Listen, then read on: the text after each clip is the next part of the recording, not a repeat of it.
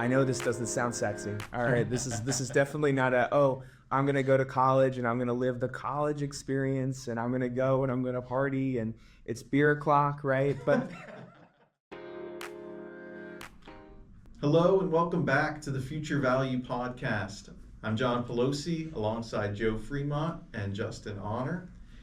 Today is part 2 of our discussion on education planning, saving for whatever kind of higher education you might have, college, vocational school, making a plan for that higher education goal that you have. Today we're going to talk about a couple different things, and really we're going to focus a lot on the funding section, right? How are we going to pay for this? We spoke a lot last time about selecting the right institution, trying to figure out what the right path is for someone going into higher education. Now we're going to talk about paying the bill. And there's obviously a lot of different ways that happens. There's things that can be done during the high school years to prepare for that. There's obviously things that can be done while someone is in school, right, and going through the educational process. And then a lot of times there's things that happen on the back end too. And that's what we're going to cover today. We're going to talk about how all of those pieces fit in together. So really the first part, as we talk about that funding, is the ability to prepare for that during the high school years. So even when someone is, partway through high school, 16, 17, 18 years old, we can already be making a plan to help address some of those costs. One of the first things that can happen, that people can do to help reduce that future cost, is through things like AP credits and dual enrollment classes. So AP, or advanced placement, are often kind of advanced levels or higher levels of certain subjects that students have the ability to take, and particularly if students have a particular strength in one subject matter, they may choose to take that AP course, right? It could be anything, AP chemistry, AP geometry or mathematics or calculus, all that different stuff. The great thing about AP classes for those students who participate is that a lot of times they can go on to take an exam at the end of the class that will qualify them for credits that can count toward their future degree. So even as seniors in high school, they can be racking up some credits to help ease the burden when they get into college, and again, reduce their costs. So that's a great option for people. The other one, dual enrollment, works, I would say, quite similarly. Certain courses are offered where the student attends a class at high school, but there's a program where that's also being recognized for credit at another education institution. I know for myself, I had a few of these back in high school. Spanish classes, believe it or not, were my dual enrollment classes. So I received credits through our local community college just for taking that class.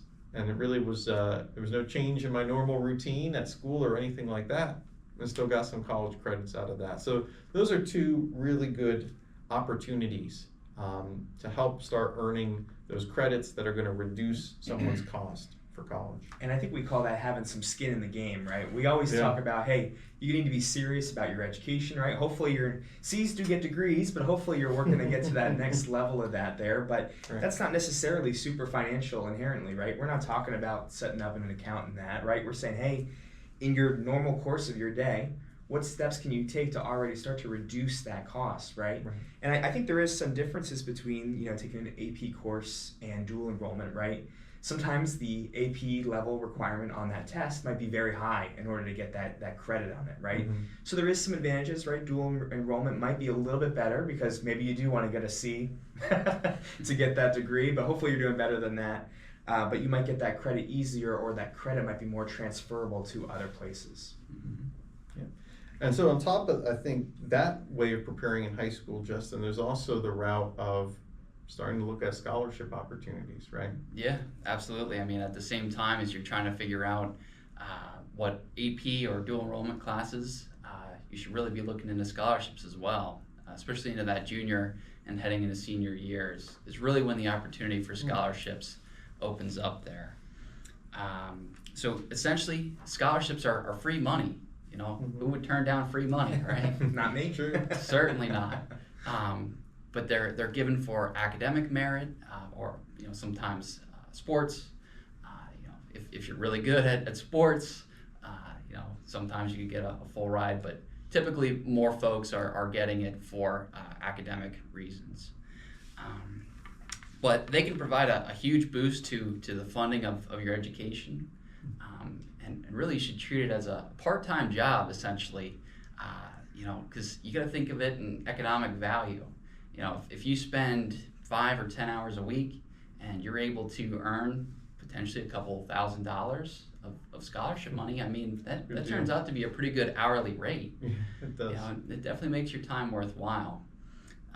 So it's definitely worth looking into, because a lot of scholarships actually go unclaimed as well. Mm-hmm. There's a lot of folks out there who just don't know that they're available, or again, don't put the time in to investigate further.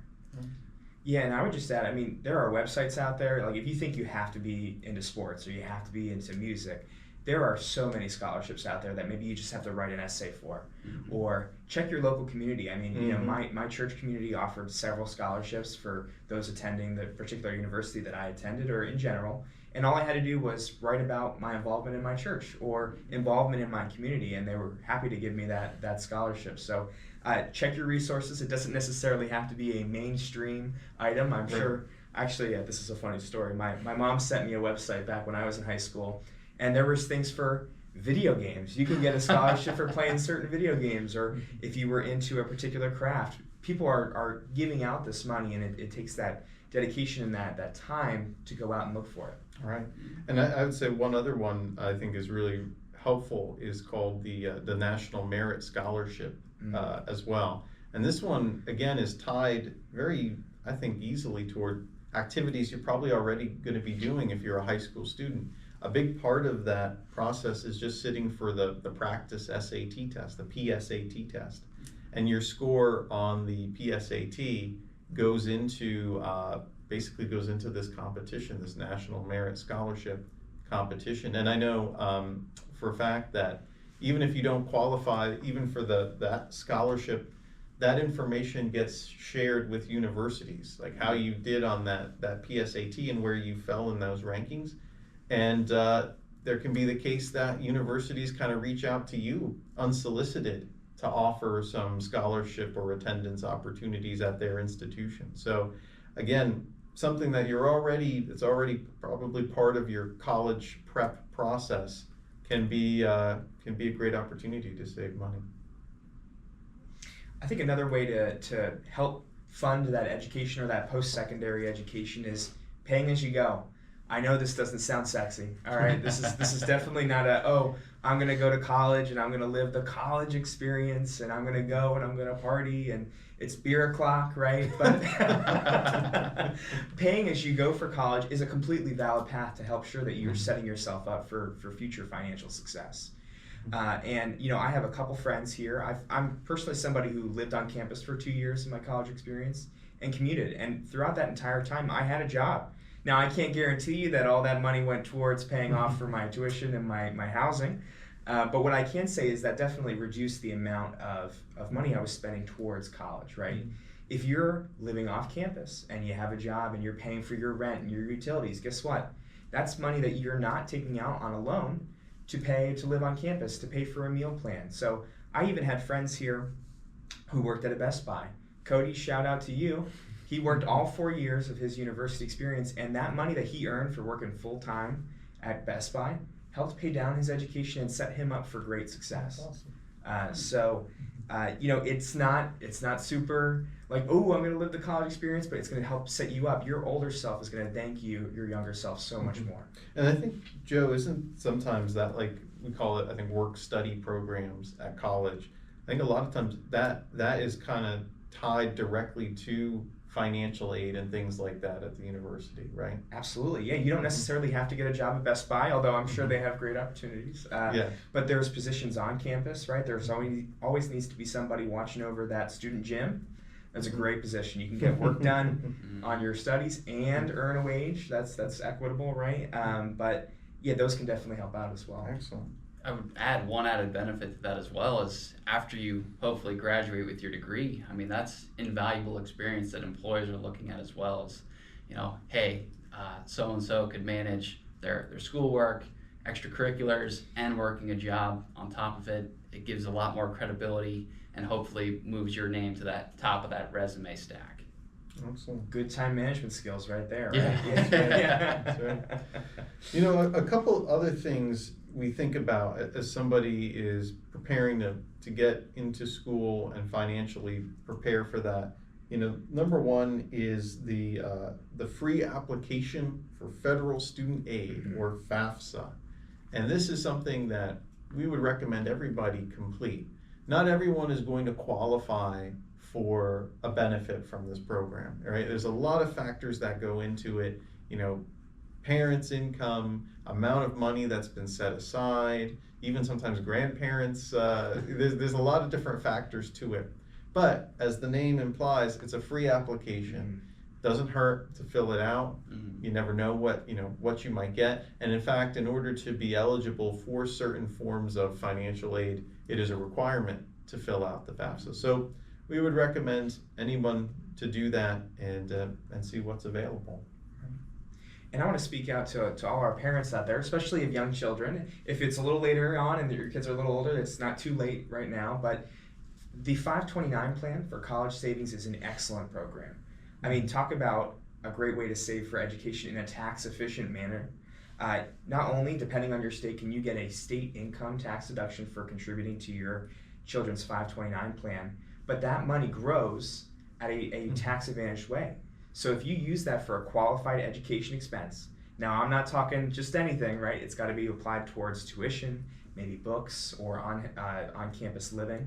That is completely tax-free distributions on all that growth of what you put in.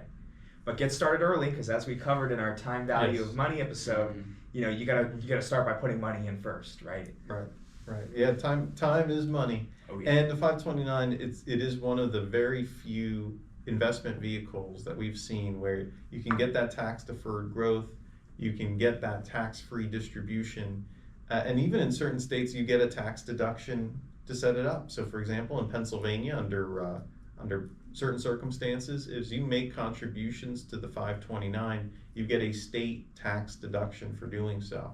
So very rare tool where you get all those things.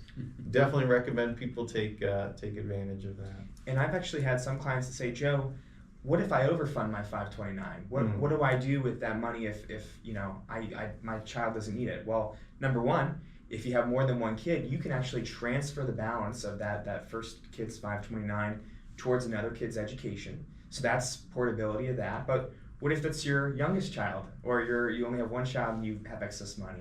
There are new provisions in the Secure 2.0 Act that are allowing for maybe even potentially doing a 529 to Roth IRA contribution up to the maximum limit for that year. And there's more conditions that apply for that. But it's not necessarily, I need to take it out and I'm going to pay a penalty on it because it's not a qualified education expense. Right. So we prepared in high school, maybe we've even started earlier with a 529. We looked at our scholarship opportunities, and we're paying as we go. We're working hard in our work-study job or even off-campus job. What if there's still money that needs to happen in order to make the education a reality? Justin, could you talk to us a little bit about the student loans, just kind of what they are and the different types? Sure. Yeah. So high level, we pulled from all the possible buckets we possibly could, and as our last resort, we're going to turn to the loans. Through the FAFSA, hard to say for my Pennsylvania Dutch accent. But those government loans, there's certain guaranteed loans that you can get. There's differences between subsidized and unsubsidized. But essentially, that's kind of the next step. If you can't cover it with scholarships, paying for it, 529 accounts, anything like that, then we're going to start looking at loans. And if your borrowing needs exceed what you can get for the government and guaranteed, then we would start to look at private loans. Typically, that's kind of the last place we would want to look, just due to the conditions that come with those loans. And I would just add that, the cost of college or post-secondary education is ever increasing.